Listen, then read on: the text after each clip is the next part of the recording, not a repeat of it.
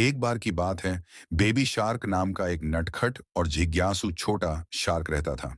वह अपने परिवार के साथ कोरल कोव में रहता था, जो अपनी मस्ती भरी गानों के लिए जाना जाता था। बेबी शार्क के सबसे अच्छे दोस्त थे सैम सीहॉर्स, जो बातूनी और साहसी था, और बबल्स जेलीफिश, जो जब भी कुछ रोमांचक होता चमकने लगती। एक दिन जब समुद्र की लहरें मछलियों को यहां वहां बहा रही थीं, बेबी शार्क को एक रहस्यमय जगह की कहानियां याद आईं। Glowing reef. कहा जाता था कि वहां चमत्कारी खजाने और राज छिपे हुए थे। लेकिन बेबी शार्क की मम्मी और डैडी ने उसे सख्त हिदायत दी थी। खुले समुद्र में जाना खतरनाक है बेबी शार्क, रीफ के पास ही रहना। पर बेबी शार्क की जिज्ञासा शांत नहीं हुई। वह सोचने लगा, मैं सिर्फ एक बार देखूंगा। और अपनी पूंछ फड़फड़ाते हुए वह अपनी मस्ती भरी धुन गुनगुनाते हुए घर से निकल पड़ा। थोड़ी ही दूर जाने के बाद उसकी मुलाकात एक मजेदार क्लाउनफिश से हुई, जिसका नाम था फिन्नी। फिन्नी ने मुस्कुराते हुए पूछा, क्या तुम भी ग्लोइंग रीफ जा रहे हो? बेबी शार्क ने सिर हिलाया और दोनों दोस्त एक साथ यात्रा पर निकल पड़े। लेकिन सफर आसान नहीं था।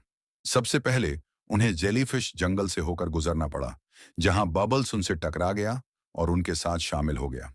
फिर वे केल्प फॉरेस्ट पहुंचे, जहां एक चालाक ईल स्लिक ने उन्हें खतरनाक रास्ते पर भेजने की कोशिश की। साथ रहना बहुत जरूरी है, बेबी शार्क ने अपने दोस्तों को मम्मी की सीख याद दिलाई। जब वे ग्लोइंग रीफ के करीब पहुंच ही रहे थे, अचानक मुसीबत आ गई। एक विशाल मछली पकड़ने वाला जाल नीचे गिरा और बेबी शार्क उसमें फंस गया।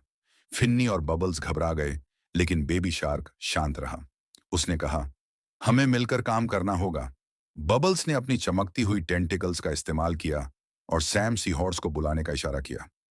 सैम तुरंत कोरल को वापस गया और मदद के लिए मम्मी शार्क, डैडी शार्क और दूसरे मछलियों को लेकर आया। सबने मिलकर बेबी शार्क को जाल से बाहर निकाला। आखिरकार वे ग्लोइंग रीफ पहुंच ही गए। वहां का नजारा देखकर सब दंग रह गए। रीफ चमचमाते हुए रंगीन मूंगों से भरा हुआ था, जो इंद्रधनुष की तरह चमक रहे थे।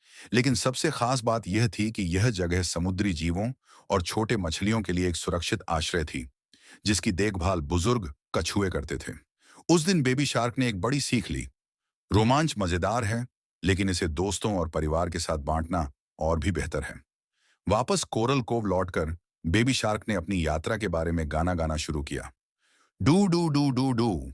उसकी धुन ने सभी छोटी मछलियों को बड़े सपने देखने के लिए प्रेरित किया, लेकिन हमेशा सुरक्षित रहने की याद दिलाई।